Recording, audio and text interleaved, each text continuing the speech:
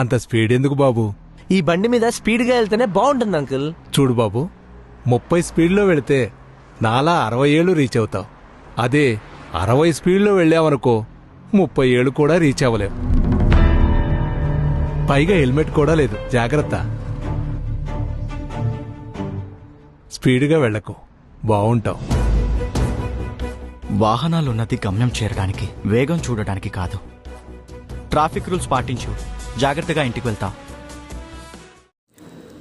జాగ్రత్తగా వెళ్ళండి, మీకోసం మీ కుటుంబం ఎదురు చూస్తూ ఉంటుంది.